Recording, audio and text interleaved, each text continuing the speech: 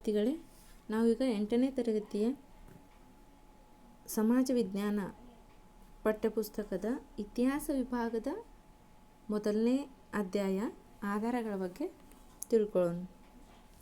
ಇಲ್ಲಿ ಮೇಲೆ ಬರೆದಿರೋ ಹಾಗೆ ನಾವು ಆಧಾರಗಳು ಅನ್ನೋ ವಿಷಯದ ಈ ಎಲ್ಲ ಸಬ್ ಪಾಯಿಂಟ್ಸನ್ನು ಇವತ್ತು ನೋಡೋಣ.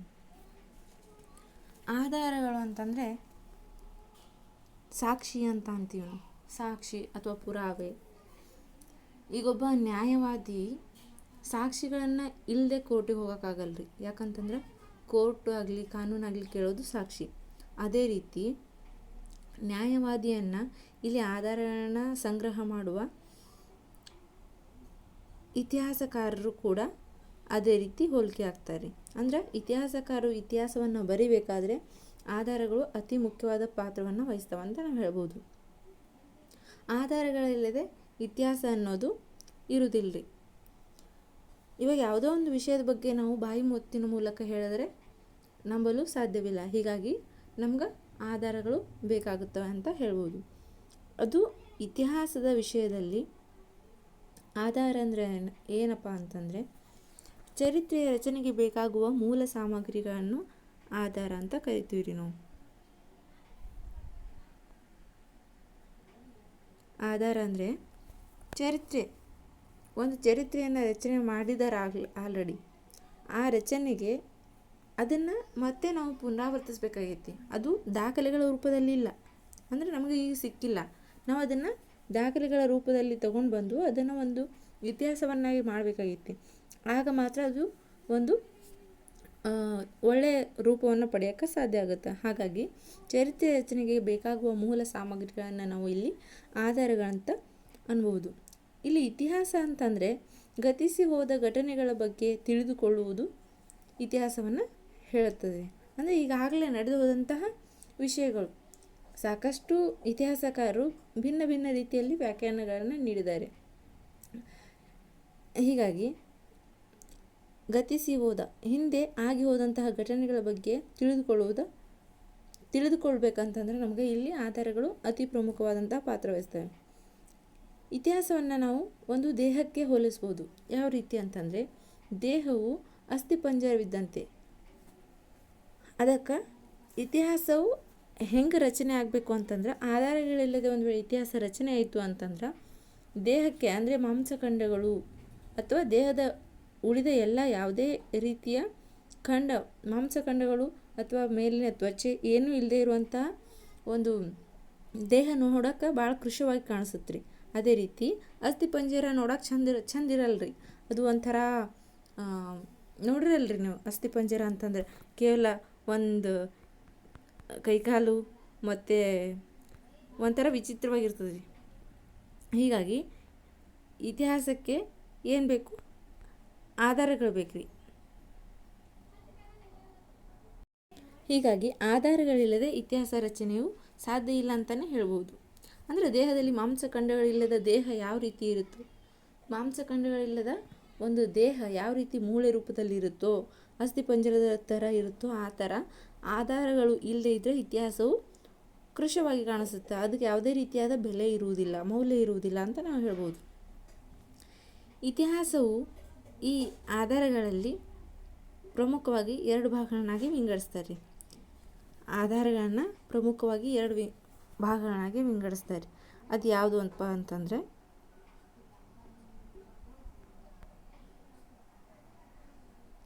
ಇಲ್ಲಿ ಮೇಲ್ಗಡೆ ಬರ್ತೀವಿ ನೋಡ್ರಿ.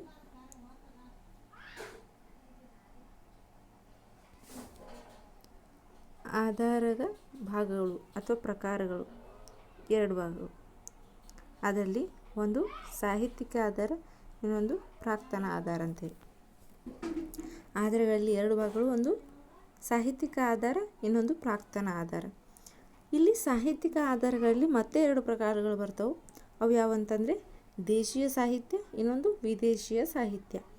ಇಲ್ಲಿ ಮೊದಲನೇದಾಗಿ ನಾವು ಸಾಹಿತ್ಯ ಆಧಾರಗಳಂತಂದರೆ ಸಾಹಿತ್ಯ ಅಂತಂದರೆ ರಚನೆ ಆಗಿರ್ತದೆ ಅಲ್ರಿ. ಕವಿಗಳೇನು ಮಾಡಿರ್ತಾರೆ, ಕವನಗಳ ಮೂಲಕ, ಕೃತಿಗಳ ಮೂಲಕ ಸಾಕಷ್ಟು ವಿಷಯಗಳನ್ನು ಬರಹಗಳ ಮೂಲಕ ವ್ಯಕ್ತಪಡಿಸಿರ್ತಾರೆ. ಆ ಬರಹಗಳನ್ನು ನಾವು ಸಾಹಿತ್ಯ ಅಂತ ಕರಿತೀವಿ ರೀ. ಅದು ಸುಮ್ಮನೆ ಬರೆಯುವುದಲ್ಲ, ಅದಕ್ಕೊಂದು ಆಧಾರ ಇರಬೇಕು, ಅದರ ಉಲ್ಲೇಖನ ಚೆನ್ನಾಗಿರಬೇಕು, ಬರೆದಿರೋ ರೀತಿ ನೋಡಿ ಜನರ ಮನ್ನಣೆಯನ್ನು ಪಡೆದಿರ್ಬೇಕು ರೀ. ಅವಕ್ಕೆಲ್ಲ ಸಾಹಿತ್ಯ ಅಂತ ಕರಿತೀವಿ ರೀ. ಆ ಸಾಹಿತ್ಯದಲ್ಲಿ 2 ಪ್ರಕಾರಗಳು, ಅದು ದೇಶೀಯ ಸಾಹಿತ್ಯ, ವಿದೇಶೀಯ ಸಾಹಿತ್ಯ. ಇಲ್ಲಿ ದೇಶೀಯ ಸಾಹಿತ್ಯ ಅಂತಂದರೆ ಏನಂತಂದ್ರೆ ದೇಶೀಯ ಸಾಹಿತ್ಯ ಅಂತಂದ್ರೆ ನಮ್ಮ ಭಾರತೀಯರು, ಭಾರತ ದೇಶದ ರಚನೆಕಾರರು ಅಥವಾ ಸಾಹಿತಿಗಳು ನಮ್ಮ ದೇಶೀಯ ಭಾಷೆಯಲ್ಲಿ ಆಗಲಿ ಅಥವಾ ಬೇರೆ ಭಾಷೆಯಲ್ಲಿ ಆಗಲಿ ಆದ್ರೆ ಭಾರತೀಯರೇ ರಚನೆ ಮಾಡಿರುವಂತಹ ಸಾಹಿತ್ಯವನ್ನು ಏನಂತ ಕರಿತೀವಿ ಅಂತಂದರೆ ದೇಶೀಯ ಸಾಹಿತ್ಯ ಅಂತ ಕರಿತೀವಿ ರೀ. ಉದಾಹರಣೆ ಹೇಳಬೇಕಾಗಿತ್ತಂತಂದರೆ ಇಲ್ಲಿ ವಿಶಾಖದತ್ತನ ಮುದ್ರಾ ರಾಕ್ಷಸ,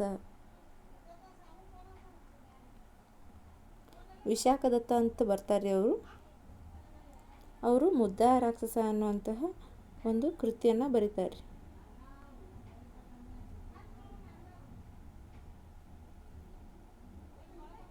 ಇವರು ದೇಶಿ ಕವಿಗಳ್ರಿ.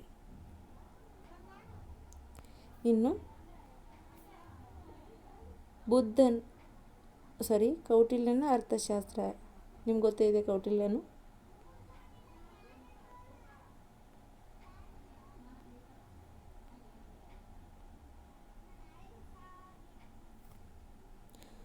ಇನ್ನು ಉಳಿದಿದ್ದು ಎಕ್ಸಾಂಪಲ್ ಕೊಡ್ತೀನಿ.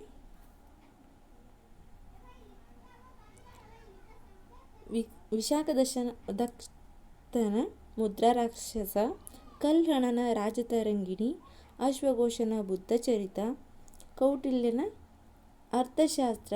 ಕೌಟಿಲ್ಯ ಬರೆಯುವಂಥ ಅರ್ಥಶಾಸ್ತ್ರ ಕೇವಲ ಮೇಲ್ನೋಟಕ್ಕೆ ಮಾತ್ರ ಅರ್ಥಶಾಸ್ತ್ರ ಅನ್ನೋ ಹೆಸರನ್ನು ಒಳಗೊಂಡಿದ್ದು, ಒಳಗೆಲ್ಲ ರಾಜನೀತಿಯ ಬಗ್ಗೆ, ರಾಜ್ಯ ಆಡಳಿತದ ಬಗ್ಗೆ ವಿಷಯನ ಒಳಗೊಂಡೈತಿ. ಮತ್ತು ಬೌದ್ಧ ಸಾಹಿತ್ಯದಲ್ಲಿ ಪ್ರಮುಖವಾದಂತಹ ತ್ರಿಪೀಠಕಗಳು, ಸುತ್ತ ಪೀಠಕ, ಅಭಿಧಮ್ಮ ಪೀಠಕ, ವಿನಯ ಪೀಠಕ ಅಂತ ಬರ್ತವೆ ಅವು. ಮತ್ತು ಅಶ್ವಘೋಷನ ಬುದ್ಧಚರಿತ ಸಾಕಷ್ಟು ಬರ್ತಾವ್ರಿ. ಶ್ರೀ ವಿಜಯನ ಕವಿರಾಜ ಮಾರ್ಗ ಅಂತ ಕರೀತಾರೆ. ಕವಿರಾಜ ಮಾರ್ಗವನ್ನು ಬರೆದವರು ಶ್ರೀ ವಿಜಯ ಅಂತಲೂ ಹೇಳ್ತಾರೆ. ಅಮೋಘ ವರ್ಷ ನೃಪತುಂಗ ಅಂತಲೂ ಹೇಳ್ತಾರೆ. ಅಮೋಘ ವರ್ಷನ ಆಸ್ಥಾನದಲ್ಲಿ ಶ್ರೀ ವಿಜಯ ಇದ್ದು, ಶ್ರೀ ವಿಜಯನೇ ಈ ಕೃತಿಯನ್ನು ಬರೆದಿರುವಂಥ ಉಲ್ಲೇಖ ಐತ್ರಿ. ಇವು ದೇಶೀಯ ಅಂದರೆ ಭಾರತೀಯ ಸಾಹಿತಿಗಳು ರಚನೆ ಮಾಡಿದಂತಹ ದೇಶೀಯ ಸಾಹಿತ್ಯಕ್ಕೆ ಉದಾಹರಣೆ ಅಂತ ನಾವು ಹೇಳ್ಬೋದು. ಇನ್ನು ವಿದೇಶೀಯ ಸಾಹಿತ್ಯ ರೀ.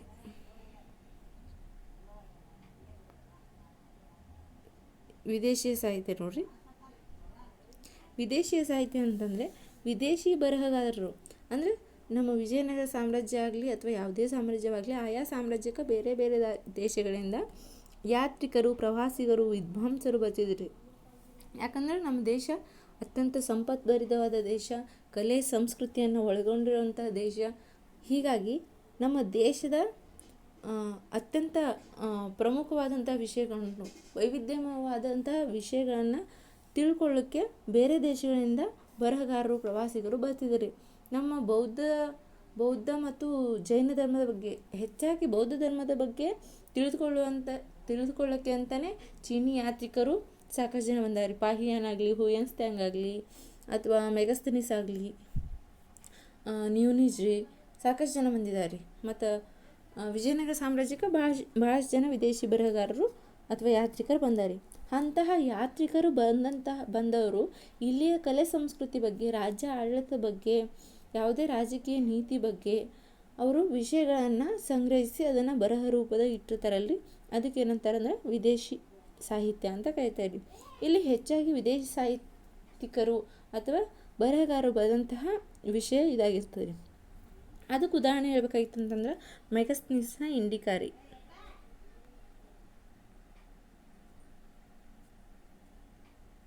ಮೆಗಸ್ತನೀಸ್ನ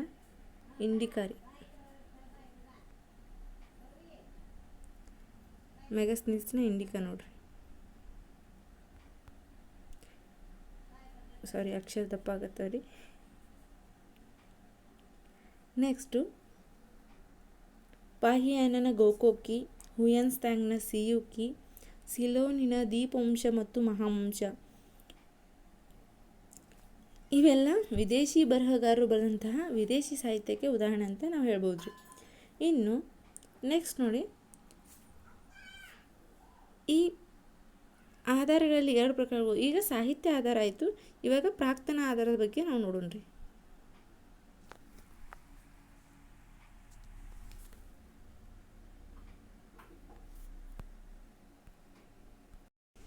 ಈಗ ಪ್ರಾಕ್ತನ ಆಧಾರಗಳಲ್ಲಿ 3 ಪ್ರಕಾರಗಳು ನೋಡ್ರಿ.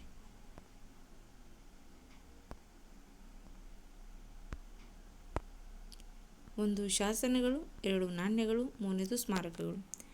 ಇಲ್ಲಿ ಪ್ರಾಕ್ತನ ಆಧಾರ ಅಂದರೆ ಏನು ಅಂತಂದರೆ ಸಂಶೋಧನೆ ಮತ್ತು ಉತ್ಖನನಗಳಿಂದ, ಅಂದರೆ ಈಗ ವಿಜ್ಞಾನಿಗಳಾಗಲಿ ಅಥವಾ ಸಂಶೋಧಕರು ಇರ್ತಾರೆ, ಆ ಸಂಶೋಧಕರು ಏನೋ ಒಂದು ಸಂಶೋಧನೆ ಮಾಡುವಂತಹ ಸಂದರ್ಭದಲ್ಲಿ ಮತ್ತು ಅಲ್ಲಿ ದೊರೆತಂತಹ ಉತ್ಖನನಗಳಿಂದ ದೊರೆತಿರುವ ಶಾಸನಗಳು, ನಾಣ್ಯಗಳು, ಸ್ಮಾರಕಗಳು, ಮಡಿಕೆ, ಕುಡಿಕೆ ಹಾಗೂ ಇನ್ನಿತರ ಪಳೆಯುಳಿಕೆಗಳನ್ನು ಏನಂತ ಕರಿತೀವಿ ಅಂತಂದ್ರೆ ಪ್ರಾಕ್ತನ ಆಧಾರಗಳು ಅಂತ ಕರಿತೀವಿ. ಅಂದ್ರೆ ಹಿಂದಿನ ಕಾಲದಾಗ ಇದ್ದಂತಹ ಜನರು ತಮ್ಮ ಜನವಸತಿಯ ಸಂದರ್ಭದಲ್ಲಿ ಬಳಸಂತಹ ವಸ್ತುಗಳು, ಕಟ್ಟಡಗಳು, ಸ್ಮಾರಕಗಳು, ಅವರು ನೀರು ಕುಡಿಯೋಕ್ಕೆ ಅಥವಾ ಊಟ ಮಾಡೋಕ್ಕೆ ಇರುವಂತಹ ಮಡಿಕೆ, ಕುಡಿಕೆಗಳು ಮತ್ತು ಸಾಕಷ್ಟು ವಿಷಯಗಳನ್ನು ಅವು ಆಧಾರಗಳ ರೂಪದಲ್ಲಿ ದೊರೆತಿರ್ತಾವಲ್ರಿ, ಅಂತಹ ಪಳೆಯುಳಿಕೆಗಳನ್ನು ಏನಂತ ಕರಿತೀವಿ ಅಂದರೆ ಪ್ರಾಕ್ತನ ಆಧಾರಗಳು ಅಂತ ಕರಿತೀವಿ. ಅದ್ರಾಗ ಮೊದಲನೇದಾಗಿ ನಾವು ತಗೊಳ್ಳೋದಂತಂದ್ರೆ ಇಲ್ಲಿ ಶಾಸನಗಳನ್ನು ನೋಡ್ರಿ. ಶಾಸನಗಳು ಅಂತಂದರೆ ಶಾಸನಗಳು ಏನು ಮಾಡ್ತಾವೆ ಅಂತಂದರೆ, ಶಾಸನಗಳು ಅಂದರೆ ಒಂದು ಕಲ್ಲಿನ ಮೇಲೆ ಅಥವಾ ಅದೇನು ಸಾಕಷ್ಟು ಲೋಹಗಳಿರ್ತಾವೆ ರೀ, ಆ ಲೋಹಗಳ ಮೇಲೆ ಅಂದರೆ ಹೆಚ್ಚಾಗಿ ಹೆಚ್ಚಿನ ಕಾಲದವರೆಗೆ ಬಾಳಿಕೆ ಬರುವಂತಹ ವಸ್ತುಗಳ ಮೇಲೆ, ಕಲ್ಲಿನ ಮೇಲೆ ಸ್ತಂಭ ಶಾಸನಗಳಂತ ಬರ್ತವೆ, ತಾಮ್ರಪಟ ಶಾಸನಗಳಂತ ಬರ್ತವೆ. ಈ ಥರ ಶಾಸನಗಳನ್ನು ಏನು ಮಾಡಿರ್ತಾರೆ ಅಂದರೆ ಕೆತ್ತಿರ್ತಾರೆ ರೀ.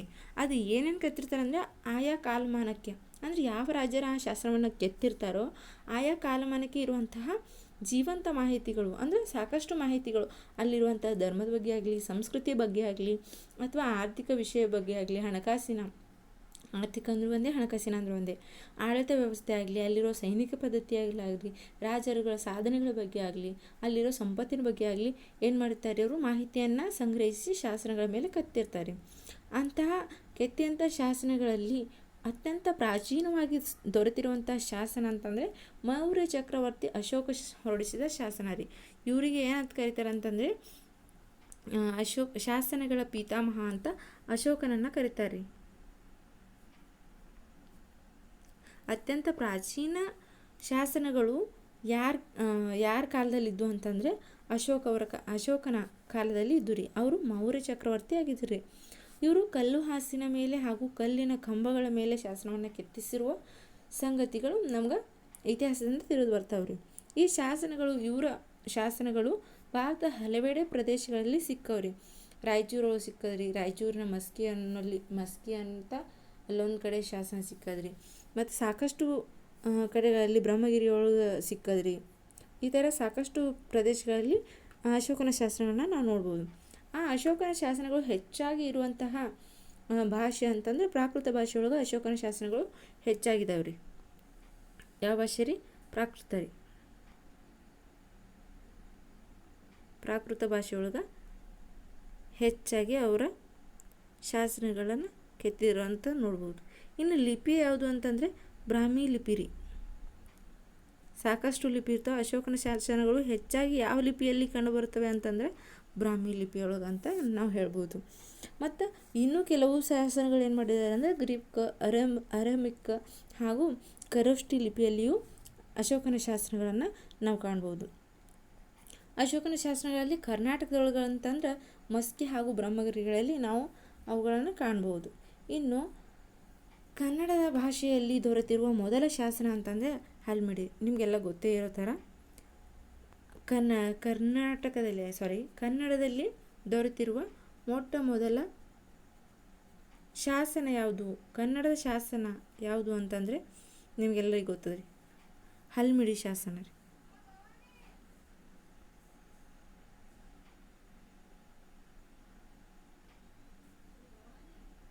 ಹಲ್ಮಿಡಿ ಶಾಸನ ರೀ. ಈ ಹಲ್ಮಿಡಿ ಶಾಸನ ಅನ್ನೋದು ಯಾವ ಮನೆತನಕ್ಕೆ ಸಂಬಂಧಪಟ್ಟಿದ್ದು ಅಂತಂದರೆ ಕದಂಬ ಮನೆತನಕ್ಕೆ ಸಂಬಂಧಪಟ್ಟಿದ್ರಿ.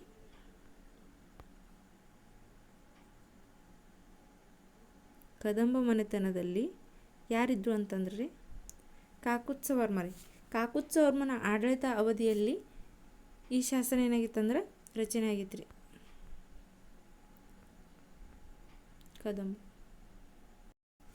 ಕದಂಬ ಮನೆತನದಲ್ಲಿ ಕಾಕುತ್ಸವರ್ಮನ ಆಡಳಿತಾವಧಿಯಲ್ಲಿ ಈ ಶಾಸನ ಯಾವುದಂದರೆ ಹಲ್ಮಿಡಿ ಶಾಸನ. ಕನ್ನಡದ ಮೊಟ್ಟ ಮೊದಲ ಶಾಸನ ಯಾವುದು ಅಂತ ಕೇಳಿದ್ರೆ ಹಲ್ಮಿಡಿ ಶಾಸನ ಅಂತ ಹೇಳ್ಬೇಕ್ರಿ. ಹಲ್ಮಿಡಿ ಶಾಸನ ಯಾವ ಮನೆತನದ ಒಂದು ಆಡಳಿತಾವಧಿಯಲ್ಲಿ ಯಾವ ಮನೆತನದ ಆಡಳಿತದಲ್ಲಿ ರಚನೆ ಆಯಿತು ಅಂತಂದರೆ ಕದಂಬ ವಂಶ. ಅದನ್ನು ಯಾರ ಆಡಳಿತಾವಧಿಯಲ್ಲಿ ಕೆತ್ತಿಸಿದ್ರು ಅಂತಂದರೆ ಕಾಕುತ್ಸವರ್ಮನ. ಇಲ್ಲಿ ಸಾಕಷ್ಟು ಪ್ರಮುಖವಾದಂಥ ಪಾಯಿಂಟ್ಸ್ ಅದಾವೆ ನೋಡ್ರಿ. ಇಲ್ಲಿ ಅಶೋಕನು ಅತ್ಯಂತ ಪ್ರಾಚೀನ ಶಾಸನಗಳನ್ನು ಹೊರಡಿಸಿದ ಚಕ್ರವರ್ತಿಗಳಲ್ಲಿ ಒಬ್ಬನಾಗಿದ್ದಾನೆ ರೀ. ಅವನ ಶಾಸನಗಳು ಬಹುತೇಕವಾಗಿ ಬ್ರಾಹ್ಮಿ ಲಿಪಿಯೊಳಗೆ ಮತ್ತು ಪ್ರಾಕೃತ ಭಾಷೆಯೊಳಗೆ ಅದಾವೆ. ಉಳಿದಿದ್ದು ಗ್ರೀಕ್, ಅರಮಿಕ್ ಮತ್ತು ಖರೋಷ್ಠಿ ಲಿಪಿಯೊಳಗೆ ಅದಾವೆ. ಅಶೋಕನ ಶಾಸನಗಳು ಕರ್ನಾಟಕದ ಯಾವ ಸ್ಥಳಗಳು ಸಿಕ್ಕದಂತಂದ್ರೆ ಮಸ್ಕಿ ಮತ್ತು ಬ್ರಹ್ಮಗಿರಿ ರೀ. ಕನ್ನಡ ಭಾಷೆಯಲ್ಲಿ ದೊರೆತಿರುವ ಮೊದಲ ಶಾಸನ ಅಂದರೆ ಹಲ್ಮಿಡಿ ರೀ.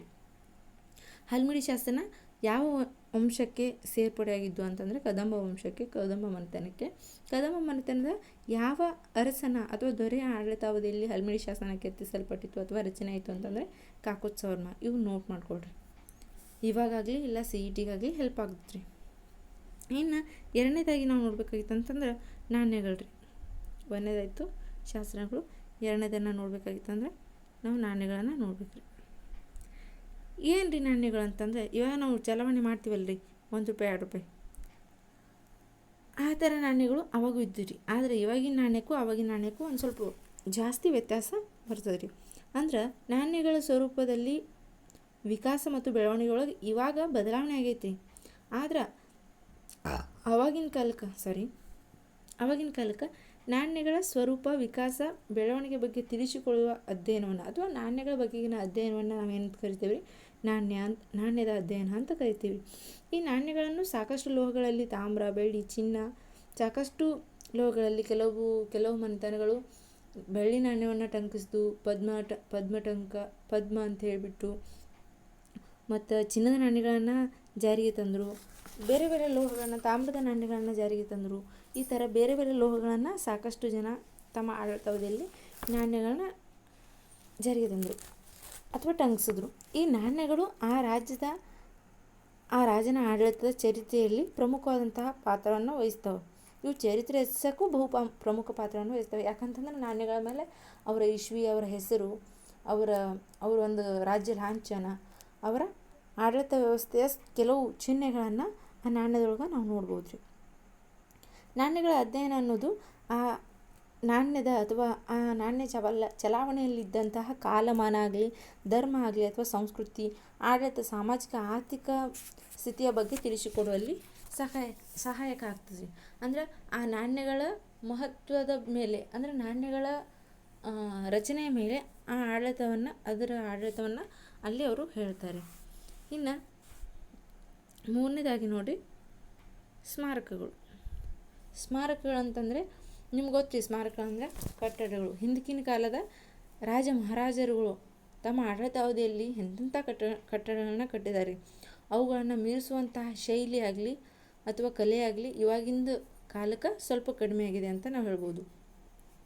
ಕಾಲದಿಂದ ಕಾಲಕ್ಕೆ ಮನುಷ್ಯನ ಸಾಧನೆ ಅನ್ನೋದು ಸ್ವಲ್ಪ ಕಡಿಮೆ ಆಗಿದೆ ಅಂತ ಹೇಳ್ಬೋದು. ಅಂದ್ರೆ ಅವಾಗಿನಷ್ಟು ತೀಕ್ಷ್ಣವಾಗಿರುವಂತಹ ಕಲೆಯನ್ನು, ವಾಸ್ತುಶಿಲ್ಪವನ್ನು ನಾವು ಈಗಿನ ಕಾಲಕ್ಕೆ ಹುಡುಕೋದು ಸ್ವಲ್ಪ ಕಷ್ಟಕರ ಅಂತ ಹೇಳ್ಬೋದು. ಆಗಿನ ಕಾಲದ ಸ್ತೂಪಗಳು, ಬಸದಿಗಳು, ದೇವಸ್ಥಾನಗಳು, ಅರಮನೆಗಳು, ಮಸೀದಿಗಳು, ಕೋಟೆಗಳು, ಸಾಕಷ್ಟು ಅವಶೇಷಗಳು ಇತಿಹಾಸದ ರಚನೆ ಮಾಡುವಲ್ಲಿ ಆಧಾರ ಆಗ್ಯಾವ ಅಂತ ಹೇಳ್ಬೋದು ರೀ. ಅಂದ್ರೆ ಈ ಸ್ಮಾರಕಗಳು ಕೂಡ ಆಗಿನ ನಾಗರಿಕತೆ, ತಂತ್ರಜ್ಞಾನ ವಿಷಯದ ಬಗ್ಗೆ, ಸಾಮಾಜಿಕ ಆರ್ಥಿಕ ಸ್ಥಿತಿಯ ಬಗ್ಗೆ ತಿಳ್ಕೊಳ್ಕ ಸಹಾಯಕ ಆಗಿತ್ತು. ಒಂದು ಕಂಬವನ್ನು, ಪ್ಲೇಸ್ ಯಾವುದು ಅಂತ ನನಗೆ ಅಷ್ಟೊಂದು ಗೊತ್ತಿಲ್ಲ ರೀ, ಆದ್ರೆ ಒಂದು ಕಂಬವನ್ನು ಮೇಲ್ಗಡೆ ಮಾತ್ರ ಆಧಾರವನ್ನಿಟ್ಟು ಕೆಳಗಡೆ ಒಂದು ಸೀರೆ ಪರದೆ ಅಥವಾ ಒಂದು ಪರದೆ ಹಾಯ್ದು ಹೋಗುವಷ್ಟು ಮಟ್ಟಿಗೆ ಅವರು ತಮ್ಮ ವಾಸ್ತುಶೈಲಿಯನ್ನು ನಿರ್ಮಾಣ ಮಾಡಿದ್ದಾರೆ. ಎಷ್ಟು ಟ್ಯಾಲೆಂಟ್ ಇರ್ಬೋದು ರೀ. ಆ ಕಂಬಕ್ಕೆ ಆಜುಬಾಜು ಅಂದರೆ ಅಕ್ಕಪಕ್ಕದಲ್ಲಿ ಯಾವುದೇ ರೀತಿಯಾದ ಆಧಾರ ಇಲ್ಲ, ಆದರೂ ಕೂಡ ಅದ್ರ ಕೆಳಗಡೆ ಒಂದು ಬಟ್ಟೆ ಹೋಗುವಷ್ಟು ಪ್ಲೇಸನ್ನು ಬಿಟ್ಟು ಅವರು ತಮ್ಮ ಕಟ್ಟಡವನ್ನು ಕಟ್ಟಿದ್ದಾರೆ ರೀ. ಎಷ್ಟು ಅವರ ತೀಕ್ಷ್ಣತೆ, ಅವರ ಕಲೆಯನ್ನು ಮೆಚ್ಚಬೇಕಾಗಿದ್ರಿ. ಇದು ಕೂಡ ಅಲ್ಲಿನ ನಾಗರಿಕತೆ, ತಂತ್ರಜ್ಞಾನ, ಸಾಮಾಜಿಕ ಆರ್ಥಿಕ ಸ್ಥಿತಿಯನ್ನು ತಿಳಿಸೋಕೆ ನಮ್ಗೆ ಸಹಾಯ ಮಾಡ್ತದ್ರಿ. ಅಲ್ಲಿರುವಂಥ ರಾಜರುಗಳ ಸಾಧನೆ ಆಗಲಿ ಮತ್ತು ಅಲ್ಲಿರುವ ಆಡಳಿತ ಪದ್ಧತಿಯನ್ನು ಇವು ಸ್ಮಾರಕಗಳು, ಅವಶೇಷಗಳಿಂದ ಏನು ಮಾಡ್ತದೆ ಅಂತಂದ್ರೆ ನಮ್ಗೆ ಪ್ರತಿಬಿಂಬ ಆಗ್ತದೆ ರೀ. ಅಶೋಕನು ಕೂಡ ಸ್ತಂಭಗಳು, ಅಜಂತ ಎಲ್ಲೋರ ಅಶೋಕನ ಸ್ತಂಭಗಳು ಕೂಡ ಒಂದು ಸ್ಮಾರಕ ಲಿಸ್ಟ್ ಒಳಗೆ ಬರ್ತದೆ ರೀ. ಅಜಂತ ಎಲ್ಲೋರದಲ್ಲಿರುವಂತಹ ಶಿಲಾಬಾಲಿಕೆಗಳು, ಗುಹೆಗಳು, ಶಿಲ್ಪಗಳು, ಕರ್ನಾಟಕದ ಒಳಗೆ ಫೇಮಸ್ ಆಗಿರುವಂತಹ ಬಾದಾಮಿ, ಐಹೊಳೆ, ಪಟ್ಟದ ಕಲ್ಲುಗಳು ಭಾರತದ ಭವ್ಯ ಪರಂಪರೆಯ ಒಂದು ಕುರುಹುಗಳಾಗಿವೆ ಅಂತ ನಾವು ಇಲ್ಲಿ ಹೇಳ್ಬೋದು. ಇವೆಲ್ಲವೂ ಕೂಡ ಏನಂತಂದರೆ ಪ್ರಾಕ್ತನ ಆಧಾರಗಳಲ್ಲಿನ ಪ್ರಮುಖವಾದಂಥ ಅಂಶಗಳು. ಇಲ್ಲಿ ಭಾರತೀಯ ವಾಸ್ತುಶಿಲ್ಪ ಅನ್ನೋದು ಅತ್ಯಂತ ವಿಶಿಷ್ಟವಾದದ್ದು. ಇಲ್ಲಿ ನಮ್ಮ ಭಾರತೀಯ ಶೈಲಿಯ ಅಂತಂದರೆ ಭಾರತೀಯ ವಾಸ್ತುಶಿಲ್ಪಿಗಳನ್ನು ಬೇರೆ ದೇಶಕ್ಕೆ ಕರ್ಕೊಂಡು ಹೋಗಿ ಅಲ್ಲಿ ತಮ್ಮ ಶಿಲ್ಪಗಳನ್ನು ಕೆತ್ತಿಸ್ಕೊಂಡಂತಹ ವ್ಯಕ್ತಿಗಳು ಬೇರೆ ದೇಶದಾಗ ಅದಾರ್ರಿ. ಭಾರತದ ಉದ್ದಗಲಕ್ಕೂ ಚಾಚಿಕೊಂಡು ಸಾಕಷ್ಟು ಸ್ತೂಪಗಳು, ಬಸದಿಗಳು, ಚೈತ್ಯಗಳು, ವಿಹಾರಗಳು, ಸಾವಿರಾರು ದೇವಸ್ಥಾನಗಳು ಈ ಆವಾಗಿನ ಕಾಲದ ಪರಿಸ್ಥಿತಿಯೊಳಗೆ ಮೂಡಿ ಬಂದವ್ರಿ. ಇವಾಗ ಕಡಿಮೆ ಆಗ್ಯಾವ್ರಿ, ಆದರೆ ಆವಾಗಿನಷ್ಟು ತೀಕ್ಷ್ಣವಾಗಿ ಇವಾಗ ನೋಡೋಕೆ ಸಾಧ್ಯ ಇಲ್ಲ. ಇವಾಗ ಬರೀ ಜಾಸ್ತಿ ಅಂತಸ್ತು ಮೇಲೆ ಅಂತಸ್ತು ಪ್ಲ್ಯಾಟ್ಫಾರ್ಮ್ ಕಟ್ತಾರೆ ನೋಡಿರಿ, ಅಷ್ಟೇ ರೀ. ಅದು ಒಂದು ಸಲ ಬಿತ್ತು ಅಂತಂದರೆ ಮುಗೀತು, ಜನಜೀವನ ಎಲ್ಲ ಹಾಳು, ವಾಯುಮಾಲಿನ್ಯ, ಜಲಮಾಲಿನ್ಯ ಎಲ್ಲ ಕೂಡ ಬರುತ್ತೆ. ಹಾಗೆ ಇವೆಲ್ಲ ಸ್ಮಾರಕಗಳು ಏನು ಮಾಡ್ತಾರೆ, ಆ ಕಾಲದ ಧಾರ್ಮಿಕ, ರಾಜಕೀಯ, ಸಾಮಾಜಿಕ, ಆರ್ಥಿಕ ಬದುಕನ್ನು ತಿಳಿಯಲು ಪರೋಕ್ಷವಾಗಿ ಸಾಧ್ಯವಾಗಿವೆ. ನೇರವಾಗಿ ಸಿಕ್ಕಿಲ್ಲ ಅಂತಂದರೂ ಪರೋಕ್ಷವಾಗಿ ಈ ಸ್ಮಾರಕಗಳು ಸಿಕ್ಕಿದಾವಂತ ನಾವು ಹೇಳ್ಬೋದು. ಈಗ ನಾವು ಆಧಾರಗಳಿನ ಈ ಮೇಲಿನ ಎಲ್ಲ ಪಾಯಿಂಟ್ಸ್ಗಳನ್ನು ನಾವು ತಿಳ್ಕೊಂಡಿದ್ದೀವಿ. ನಾವು ಇದರಲ್ಲಿ ಏನೇನು ತಿಳ್ಕೊಂಡಿದ್ದೀವಿ ಅಂತಂದರೆ, ಆಧಾರ ಅಂದರೆ ಏನಂತ ತಿಳ್ಕೊಂಡ್ವಿ, ಆಧಾರಗಳ 2 ಭಾಗಗಳ ತಿಳ್ಕೊಂಡ್ವಿ, ಸಾಹಿತ್ಯಿಕ ಆಧಾರ ಮತ್ತು ಪ್ರಾಕ್ತನ ಆಧಾರ ಅಂತ ಹೇಳ್ಬಿಟ್ಟು. ಸಾಹಿತ್ಯಿಕ ಆಧಾರಗಳಲ್ಲಿ 2 ಪ್ರಕಾರಗಳು, ದೇಶೀಯ ಸಾಹಿತ್ಯ ಮತ್ತು ವಿದೇಶೀಯ ಸಾಹಿತ್ಯ. ದೇಶೀಯ ಸಾಹಿತ್ಯ ಅಂದರೆ ನಮ್ಮ ದೇಶದಲ್ಲಿರುವಂತಹ ಬರಹಗಾರರು ಬರೆದಂಥ ಸಾಹಿತ್ಯಗಳು. ಅದಕ್ಕೆ ಉದಾಹರಣೆ ವಿಶಾಖದತ್ತನ ಮುದ್ರಾರಾಕ್ಷಸ, ಕಲ್ಲಣರ ರಾಜತರಂಗಿಣಿ, ಅಶ್ವಘೋಷನ ಬುದ್ಧಚರಿತೆ, ಕೌಟಿಲ್ಯನ ಅರ್ಥಶಾಸ್ತ್ರ ಮುಂತಾದವು. ಇನ್ನು ವಿದೇಶಿ ಬರಹಗಾರರು ಬರೆದಂತಹ ಕೃತಿಗಳನ್ನು ಅಥವಾ ಸಾಹಿತ್ಯವನ್ನು ಏನಂತ ಕರೀತಾರೆ ಅಂದರೆ ವಿದೇಶಿ ಸಾಹಿತ್ಯ ಅಂತ ಕರೀತಾರೆ. ಹೀಗಾಗಿ ಅವಕ್ಕೆ ಉದಾಹರಣೆ ಅಂತಂದ್ರೆ ಪಾಹಿಯಾನನ ಗೋಕೋಕಿ, ಸಿಲೌರಿನ ದೀಪವಂಶ ಮಹಾವಂಶ ಮತ್ತು ಹುಯೆನ್ಸಾಂಗ್ನ ಸೇಯುಕಿ ಮೆಗಸ್ನೀಸ್ನ ಇಂಡಿಕಾ ಮುಂತಾದವುಗಳನ್ನು ನಾವು ಉದಾಹರಣೆಯಾಗಿ ಕೊಡ್ಬೋದು.